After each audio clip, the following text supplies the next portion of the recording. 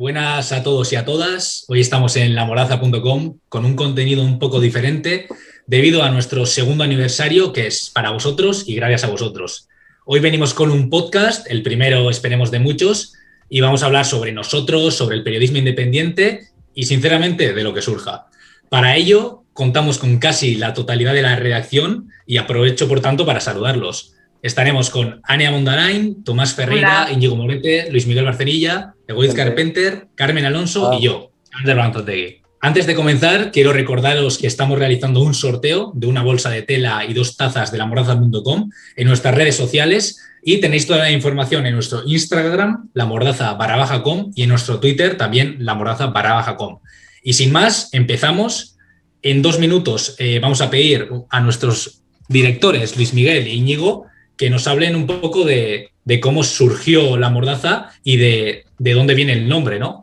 Como sabéis, nace en una clase de Derecho Constitucional, ¿no? En el aburrimiento de los alumnos de una clase de Derecho, de Periodismo, y nace tal cual, porque queríamos escribir en algún sitio, queríamos voz en algún sitio y queríamos tomar la palabra. Y aquí estamos los tres y muchos más haciendo equipo.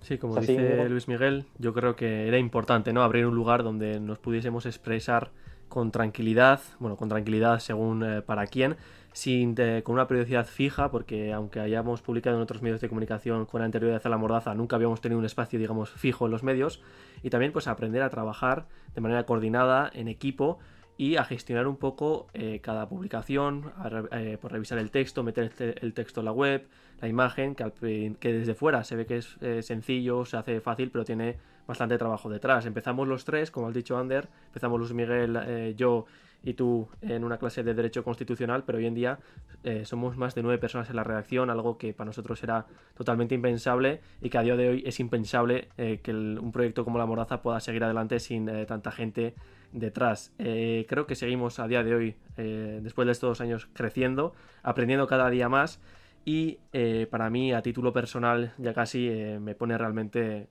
contento.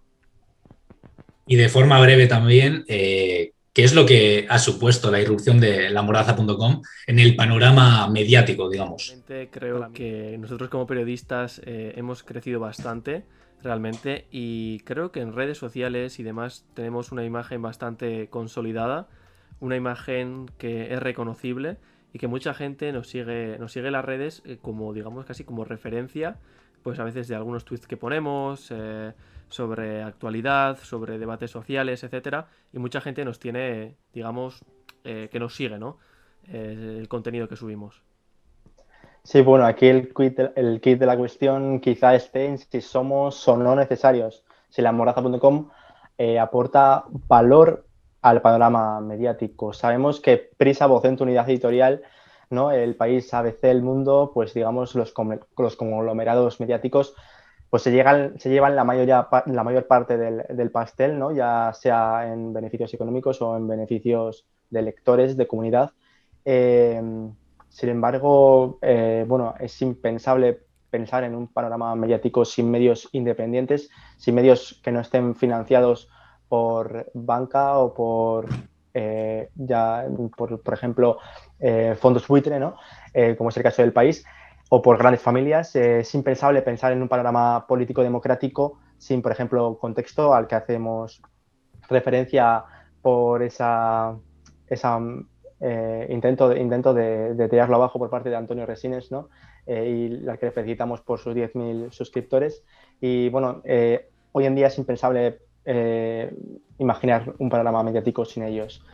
Sin embargo, La Mordaza, la verdad es que podemos pensar que tampoco somos indispensables porque tampoco a veces tenemos lectores. Por tanto, no nos debemos casi a nadie, ni económica ni de ninguna manera. Aún así, La Mordaza está ahí para intentar abrir debates, para intentar abrir opiniones y para nosotros mismos.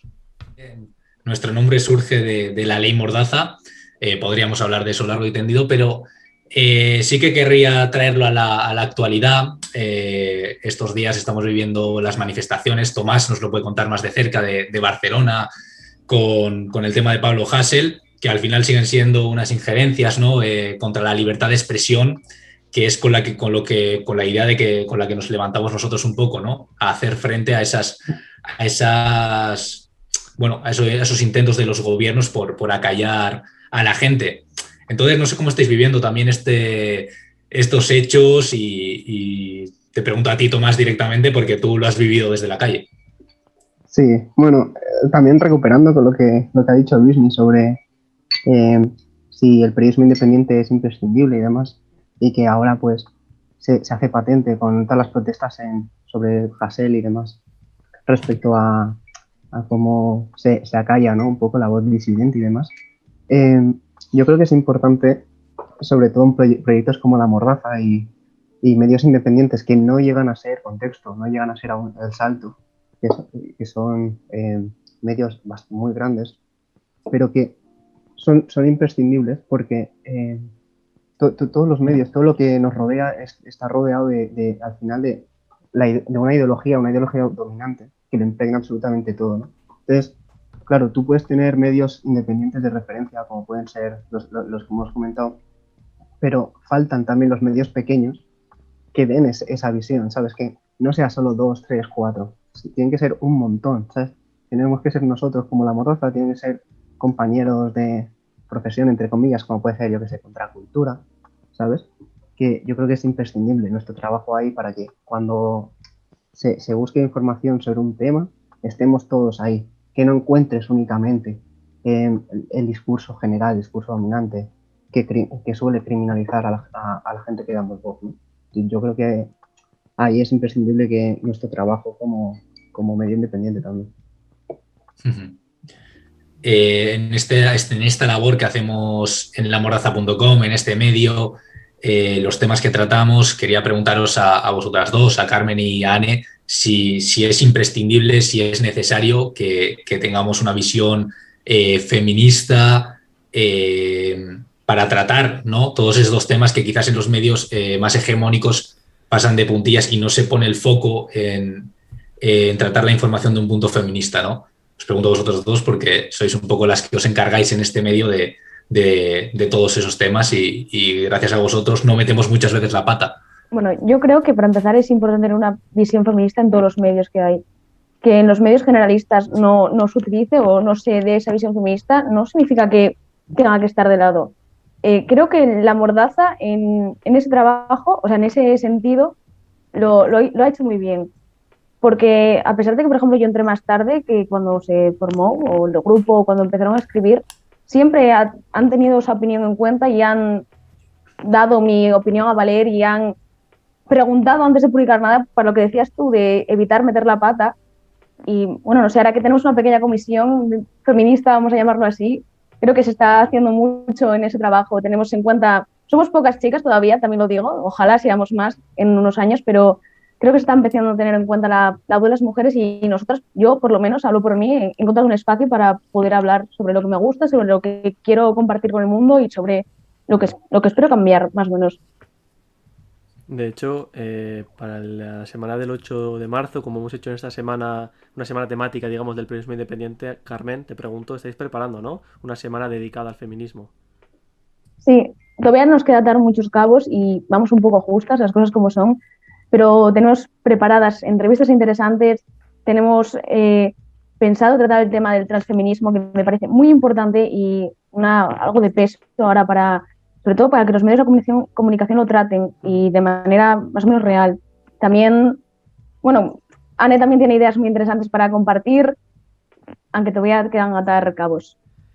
Bueno, gracias, Carmen. Esa semana del 8M seguramente sea muy interesante y queda poquito ya, o sea que tenemos que ir espabilando un poco. Y imagino que Anne Mondarain, desde Durango, desde Madrid, no sé desde dónde, también estará en esa semana. ¿Qué tenéis pensado, Anne? Hola, bueno, yo hablo ahora mismo desde Getafe, mañana igual puede que desde Durango y nada, sí que estamos preparando la semana del 8M, pinta mucho, tenemos entrevistas, reportajes y contaremos con la voz de mujeres que hay que oír, vamos. Se puede decir que se vienen cositas, ¿no? Cosazas. Bueno, ahora vamos a darle paso a Egoitz, una de las personas en nuestro medio que más trata la cultura, más críticas de cine escribe y más o menos, bueno, echadle un vistazo porque si no tenéis nada que ver, echadle un vistazo a ver lo que escribe y os ponéis Netflix. Entonces, bueno, Egoitz, ¿cómo ves tu participación en el medio y bueno, ese espacio que le damos y que le das a la cultura? Sí, pues yo estoy muy contento porque, bueno, yo estudio ciencias políticas, por lo tanto no tenía dentro de mi plan escribir en algún medio así y me diste la oportunidad y con toda la libertad de tratar los temas que me gustan, que me parecen interesantes y por eso estoy muy contento y un poco, pues eso, reivindicar también a la parte del periodismo de actualidad, ese periodismo un poco más de que queda ahí en el tiempo, que se puede volver en cualquier momento y que son como capsulitas que luego se pueden volver más adelante y creo que es un periodismo que también hay que hacer. No sé, yo aspiro o yo me fijo un poco pues en el estilo de las críticas que hacía Pedro Ballín en La Vanguardia cuando escribía sobre cine, de que puedes volver ahora y siguen medio vigentes si te acabas de ver la peli así. Y un poco intento eso, dar un espacio a la cultura que creo que está en un momento ahora también un poco crítico, con todo el tema pandemia, los cines, los teatros, etcétera, lo están pasando mal y pues intentar aportar un poquito mi grano de arena, supongo. De hecho, en La Mordaza, antes de que entrase Egoitz, también teníamos una sección de cultura que realizaban Alberto Ahumada, bueno, lo dirigía Alberto Ahumada, que se llamaba Cine Necesidad. Y hablando un poco de cultura, ya para hilar un poco los temas de actualidad, estos días ha habido bastante manifestaciones en las calles por el encarcelamiento de Pablo Hasél, al que le acusan pues de haber incitado un poco. Rapear mal. Sí, también, bueno, eso está un poco también en debate, de haber dicho cosas pues, pasadas un poco de tono, que también tiene que ver con la cultura. No sé, hoy tú cómo has visto todo esto. A ver si yo, más allá de valorar la calidad cultural, porque cultura es, pero por la calidad ya que cada uno lo valore, ¿no? Yo creo que no se puede tener a alguien en la cárcel, condenar a alguien por expresarse de forma artística en este caso en un rap. Yo lo veo como, pues, yo, yo lo veo como algo preocupante y algo que entiendo que la gente esté en la calle, incluso con el tema pandemia, que igual las movilizaciones las dificulta. Yo no puedo ir a Bilbao porque no vivo ahí. Y sí, yo lo veo con preocupación porque pasó también con Willy Toledo, que bueno, que ya se ha encargado él de contarlo muchísimas veces, no ha ido a la cárcel, pero el pobre anda con poco curro en principio. Entonces yo lo veo con preocupación y más porque creo que si algo necesita España es cultura crítica con su estado. En Estados Unidos se ve como hay cada año 2 o 3 pelis taquilleras que van frontalmente contra el estado estadounidense. Tenemos la peli del año pasado del juicio de los 7 de Chicago que le saca todas las costuras al armamento judicial o al sistema judicial de Estados Unidos. Por eso yo lo veo con preocupación. Bueno, pues si quieres películas que vayan contra el Estado de forma frontal, tenés a Vicente Vallés todos los días a las 9 en Antena 3. Eso es como una serie, ¿no? Casi. Una serie. Pues una sitcom, ¿no? Es ficción pura. Yo en mi opinión, y aquí quiero abrir también un debate que participe en Tomás, por ejemplo, que ha estado en las manifestaciones desde Barcelona, que hemos subido varios vídeos, yo considero que es preocupante, ¿no? Que una persona por expresarse, en canciones, por tweets y demás esté encarcelada. Creo que es un castigo demasiado grande encarcelar a una persona. Quizá llamarle la atención desde la administración y decirle, oye, no te pases más de lo debido porque igual te podemos meter una sanción o lo que sea, pero de ahí a meterlo a la cárcel creo que es totalmente desproporcionado y habría que revisar, ¿no? Ya sí su caso y también cómo está hecha la legislación que permite que una persona, por, en este caso, rapear, aunque tenía antecedentes, varios antecedentes, ingrese en la cárcel. No sé, Tomás, has estado en Barcelona, en las manifestaciones en la calle, de hecho hemos subido bastantes vídeos tuyos a las redes. ¿Cómo has visto? ¿Cuál es la opinión general de la gente allí en las calles? Bueno, obviamente es repudio absoluta a la sentencia, a toda la represión que se hace visible, ¿no? en Pablo Hasél, pero que realmente hemos estado viviendo siempre. Ha sido algo constante, ha sido una ofensiva, sobre todo desde el auge neoliberal.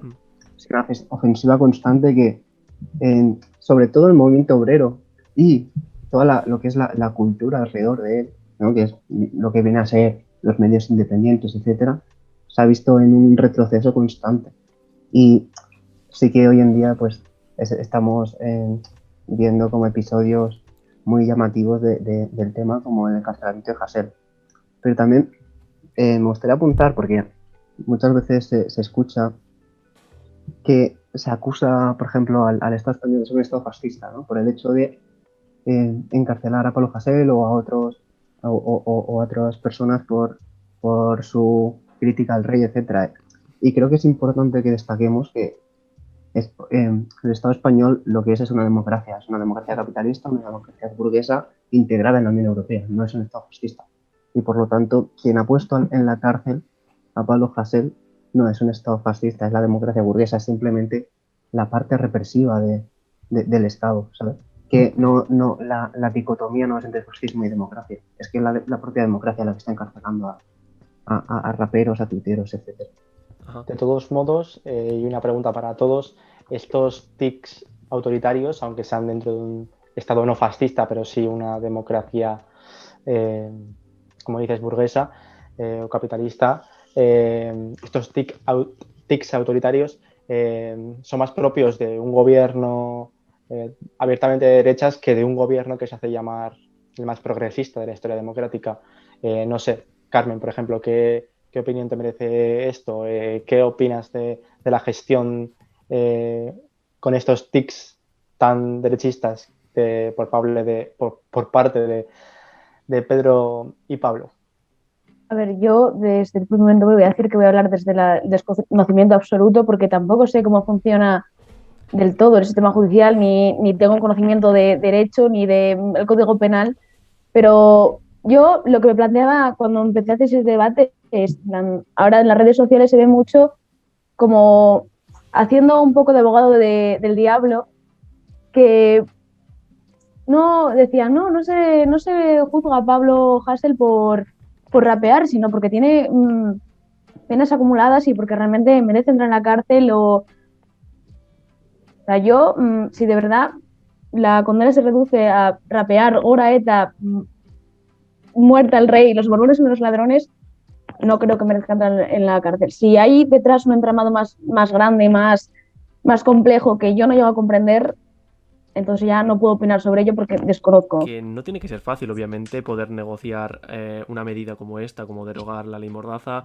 o cambiar la legislación o los puntos que ordena, pero mucho prometía, ¿no? Pablo, por ejemplo, Pablo Iglesias, para un poco personificar todo el movimiento que representa, mucho prometía y después poco ha dado. Es verdad que ha habido una pandemia, que es el socio minoritario, que está gobernando con el PSOE, pero de ahí a que permita, entre muchísimas comillas, que Pablo Hasél entre a prisión o que no haya luchado un poco más para que, no para que lo saquen de la cárcel, tampoco, pero sí para que se le dé muchísima más visibilidad y se hable muchísimo más en los medios. Obviamente se ha hablado muchísimo, pero no de la parte de que se están violando casi los derechos de los derechos humanos de libertad de expresión. Y hemos hablado de Barcelona. Bueno, sí, Carmen, ¿quieres apuntar algo? Sí, en plan, no sé, yo no quiero parecer facha ni nada de eso diciendo esto. No sé si puedo decir esto pero en un podcast. No, pero ¿hasta qué punto puede intervenir el gobierno en que metamos a una persona a la cárcel? Para bien y para mal, quiero decirte. Si estamos dando al Estado el poder de intervenir ahora mismo en que metan a una persona a la cárcel, se lo estamos dando también para que la metan. O sea, ¿sois conscientes de de ese debate que se genera. Sí, pero... Que es verdad, el gobierno más socialcomunista del mundo, pero realmente no debería poder intervenir. Sí que podría luego regular para que no vuelva a pasar eso, pero realmente no puede evitar que una persona entre a la cárcel. No debería, vamos, creo yo. No me refería a si le podía meter o sacar de la cárcel a una persona, ni obviamente presionar al Poder Judicial o a la justicia, obviamente, porque si no, esto no sería una democracia, básicamente, sino sí plantear ese debate en el Congreso o plantearlo donde haya que plantearlo para que esa ley que prometían que iban a derogar o que iban a cambiar, cambie realmente. Hombre, yo creo que para algo existe el indulto, ¿no? O sea, Pero, quiero decirte... por ejemplo, Hasél no quiere indulto, como mucho quiere la amnistía. Hasél no quiere el indulto, pero claro, si mañana le pasa eso a alguien que no es Hasél, puede ser que quiera el indulto, porque al final, o sea, quiero decirte, estamos hablando de gente que ha escrito tweets que, ojo, que escribir barbaridades, yo creo que las personas que escriben barbaridades, que hacen apología a ETA, a los grapos, me da igual, creo que merecen la repulsa social, pero de ahí a meterlo a la cárcel hay un gran paso. Entonces, claro, el gobierno social comunista, pues de momento ni está ni se le espera, no sé. Sí, es una desproporción, ¿no? Meter a una persona por expresarse a la cárcel. Obviamente tiene antecedentes, como hemos comentado, pero de ahí a meterlo a la cárcel creo que hay un trecho muy grande. Creo que Luis Miguel, ¿querías aportar algo? Sí, quería ensanchar un poco el debate y quería preguntar dónde está la policía cuando falangistas se pasean por Madrid, ¿no? Con ellos. Son ellos. Bueno, entre ellos. Vale, están entre ellos. Es que hemos visto imágenes de una joven veinteañera falangista, sueño húmedo de muchos de nuestros líderes políticos, y no hay ni un policía en esas imágenes. En cambio, por ejemplo, el otro día, por ejemplo, Anne estuvo también en Madrid en las protestas por la libertad de Pablo Hasél. Sí, sin volver a Pablo Hasél, quería hacer esa pregunta, ¿no? ¿Por qué la presencia policial desaparece cuando en los valles, por ejemplo, en el Valle de los Caídos se manifiestan con los brazos en alto como pidiendo taxis? De hecho, también, algo también que es un poco casi avergonzante, ¿no? Es que a esta chica veinteañera que comentabas que estaba diciendo que los judíos tenían la culpa de todo y barbaridades, se le ha dado voz en todos los medios de comunicación, le han hecho entrevistas, le han pedido opiniones y es un poco casi vergonzoso, ¿no? De decir, ostras, le estamos dando pero voz entra en a nuestra una libertad chica... de expresión. Bueno, también te digo que le estamos dando voz ahora mismo, ¿eh? Hombre, es verdad, pero... Sí, a ver, la verdad. estamos criticando... Es verdad, es que indirectamente le estás dando voz. No, pero esa mujer, Luismi, no estaba ejerciendo la libertad de expresión, sino que estaba haciendo apología, ¿no? al odio. Estaba cometiendo un delito de odio, ¿no? Sí. Un delito de odio. Pero es que ahí es muy difícil porque a Pablo Hasél también se le ha condenado por delito de odio. Claro. Entonces es hasta qué punto la dignidad de una persona es corrompida o es atacada con una frase, la capacidad que se tiene para ejercer ese odio. No sé, yo creo que es un tema muy complicado. Y volviendo un poco a la pregunta, yo creo que no hay policías en este tipo de concentraciones porque se ven en el amparo de poder hacerlas con tranquilidad, y en cambio en el resto creo que como es algo más de confrontación es cuando se pone a la policía para controlarlo. Los otros, como están tranquilos, no necesitan siquiera montar jaleo o enfrentarse a nadie porque están más o menos amparados bajo el sistema que tenemos.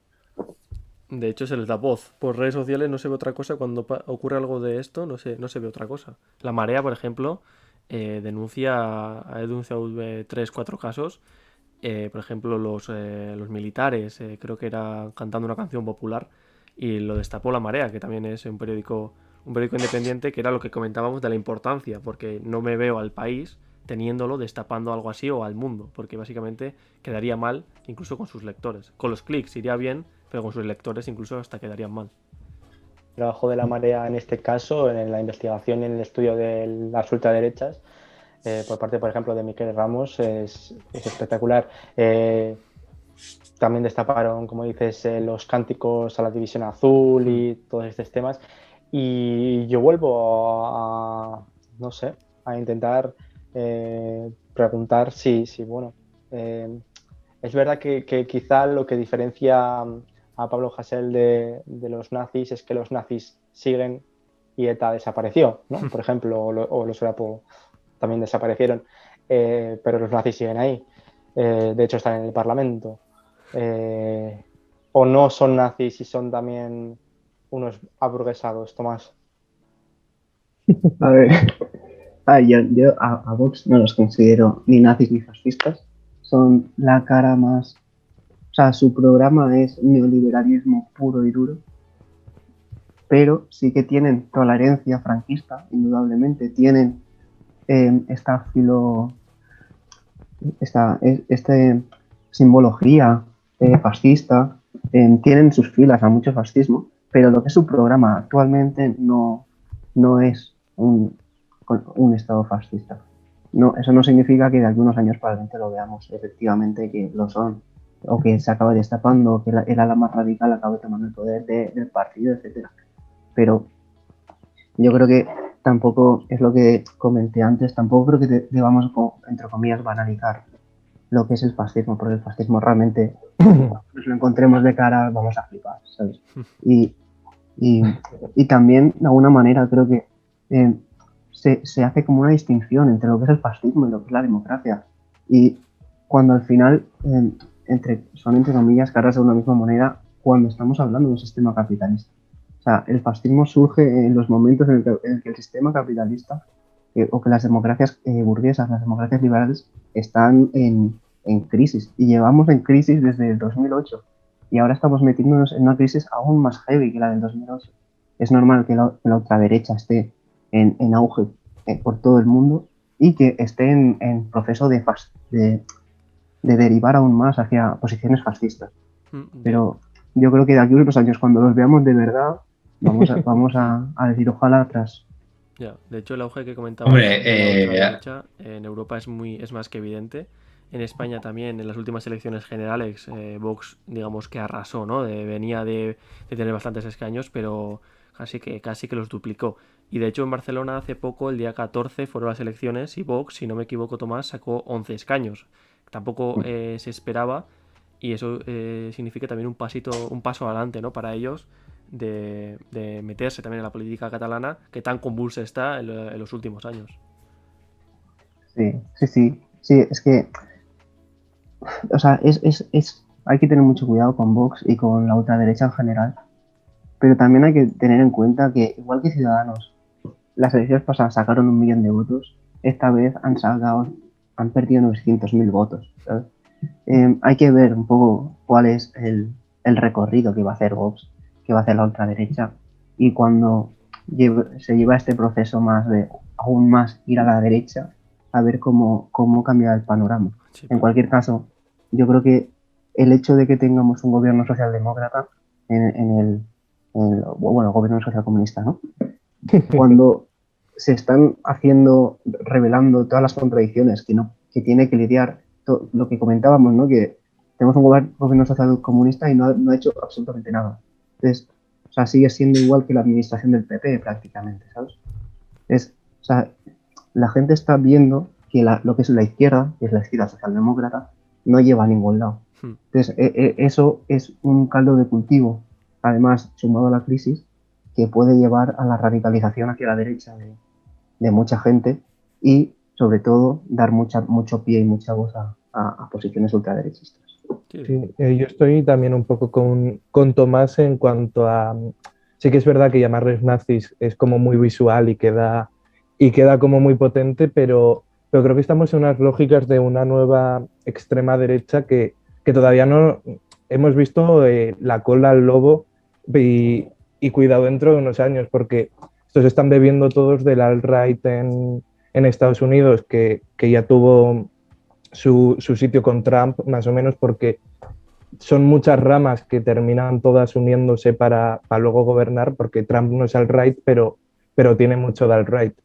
Y las derechas europeas, que sí que igual están más ancladas a este nacionalismo, este cristianismo así un poco más de que recuerda al fascismo, creo que se están modernizando y el uso que tienen con las redes en comunicación y la capacidad que tienen de atraer sobre todo a gente joven, porque también se mueven mucho en Twitch y entre los gamers y todo esto, tiene un discurso muy atractivo para la gente joven con todo el tema criptomonedas, trading, emprendedores, que están teniendo un caldo de cultivo y están cogiendo una base y están captando un montón de gente que dentro de unos años igual no podríamos estar haciendo esta reunión, porque nuestro nombre lo van a tener.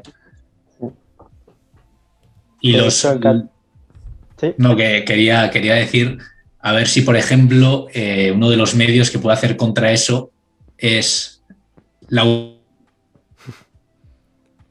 última hora. Bueno, Repite. La medio de ¿Me he comunicación. cortado, no? Sí. No, pues decía que a ver si uno de los medios que puede hacer contra ello puede ser la última hora.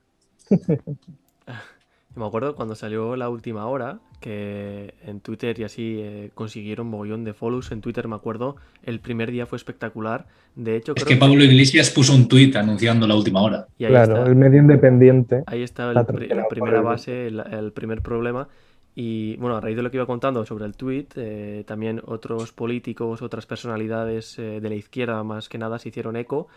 Y de hecho, Twitter les tiró la cuenta a la última hora porque decían que eran bots. Estaba siendo tanta gente que decían que eran bots, etcétera, y tuvieron problemas por esa parte. Pero ya cuando un medio de comunicación como La Última Hora es respaldada por Pablo Iglesias y por las bases de Podemos, que salió una información de que Podemos pedía financiación para La Última Hora, ya como que pierdes esa independencia, ¿no? Porque no estás ligado a un banco, no estás ligado a un fondo buitre como comentábamos ya al principio del podcast, pero si estás sustentada por un por un partido político en la mayor parte, pues obviamente si te enteras de una trama de corrupción del Partido Morado o del PP, bueno, el PP justo sí, pero si te enteras de una trama política de tu partido, obviamente casi como que no la informas o omites información.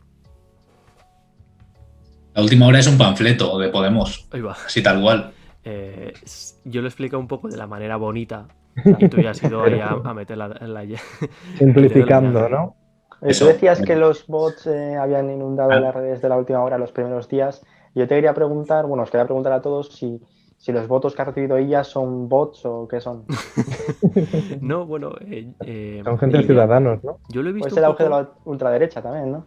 Yo ahí ya, hablando ya de las elecciones catalanas, Tomás igual nos puede hablar un poquito mejor porque conoce más la realidad, pero a mí me ha parecido como un movimiento muy político, quitar a ella del Ministerio de Sanidad o del Ministro de Sanidad y meterlo en las elecciones como ha salido mucho por la tele, no, la gente le va a votar solamente por eso, porque desgraciadamente en este país al que más sale en la tele, al que más minutos se le da, se le vota y... Sí, pero yo De hecho, quería yo creo que decir tiene más flow ella que Pablo Hasél. A ver, pero Si la tenemos cosa es poniendo que vacunas igual mejor, porque si vamos más rápido... que ya no ha aumentado mucho los votos en cuanto a los de las últimas elecciones. La cosa es que ha habido muchísima abstención y la ha beneficiado. Entonces, aparte de que creo que el PSOE, sin que sirva de precedente, lo ha hecho bien en cuanto a la campaña, creo que un poco era lo que necesitaba ahora Cataluña, de un discurso más en el centro de porque Ciudadanos había crispado mucho el debate y ya no era una opción para la gente porque la gente de Ciudadanos más destroyers ha pasado a Vox y la gente de Ciudadanos más normal se ha pasado al PSOE. Sí, entonces, más normal, pero también. todo ha sido por tema de la participación, de que ha sido muy baja. En la CUP ha aumentado muchísimo y ha perdido votos. Entonces, tampoco sé hasta qué punto ella también lo ha hecho muy bien. Bueno, Sí, yo creo que hablar de las elecciones catalanas sin tener en cuenta la abstención es bastante... En plan, hablar de los resultados es un poco absurdo, creo yo. Porque, ¿Por qué se siguen legitimando los resultados en un Estado europeo cuando son tan bajos y luego cuando resultan, por ejemplo, tan bajos en países como Venezuela, enseguida se deslegitiman o incluso ¿no? Se ponen en duda? propaganda, yo qué sé, tío, intereses. O sea, son intereses al final. Electoralismo. de quien Última gobierna un país, ¿sabes? De intereses de la clase dominante de cada país. Igual que Estados Unidos, Europa tiene intereses en Venezuela, van a intentar, o sea, aquí sin defender a Maduro, ni mucho menos, pero van a atacar ahí pues de la manera que puedan. Igual que lo van a hacer con China, igual que lo van a hacer con cualquier país que ellos tengan intereses contrapuestos, ¿sabes? Sí, los disturbios en Venezuela también gustan mucho. Aquí Sí, no. Los de aquí no tanto, ¿eh? Los de aquí en Venezuela no se preocupan por las papeleras. Ya. Hablando de la última hora, del periodismo independiente, no independiente, nos acordamos también de los compañeros de Contexto, que ahora tendrán que pagar una multa al señor Resines de 6.000 euros. Entonces, ¿cómo veis esto? Que se le pueda a los medios independientes, pequeños, una multa así. ¿Qué supone esto? ¿Qué hacemos nosotros si nos llega esto? Yo creo que si nos llega una multa de 6.000 euros... rompemos las huchas, ¿no? Probablemente me tenga que ir corriendo a Andorra, a refugiarme bajo el ala de Pablo Hasél o el de Valtoni. Realmente lo que ha hecho el actor principal de mi serie favorita de infancia, de Los Serrano, ha sido un ataque contra la libertad de información. Realmente ellos estaban informando sobre una maquinaria que había montado él para de alguna manera hacer dinero con la Academia del Cine. Los compañeros de Contexto simplemente informaron. Si es mentira o es verdad, un medio tiene capacidad para rectificar. Y si no, que se le pregunten a Jorge Bustos.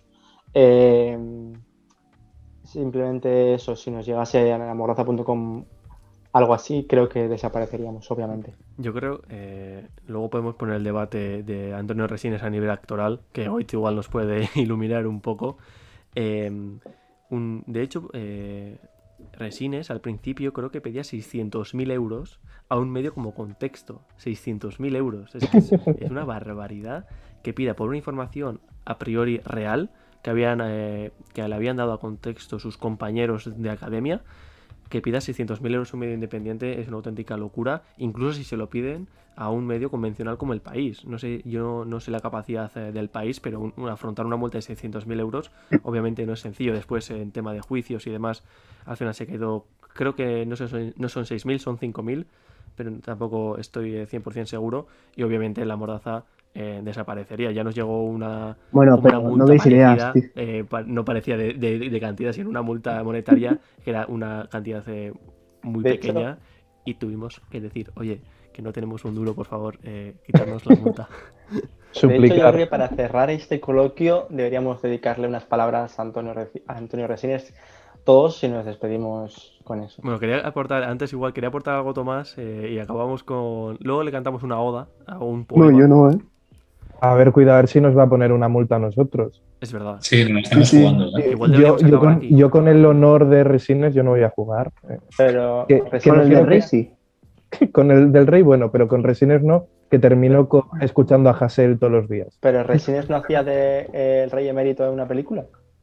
No lo sé. Resines ha hecho tantas cosas. Sí, Resines ha hecho mucho, Si criticamos a Resines haciendo del papel del Rey, nos llevamos doble premio. Bueno, antes de meter más la pata, Ander, como moderador, igual deberíamos darle cierre a esto. Como tú veas. Sí.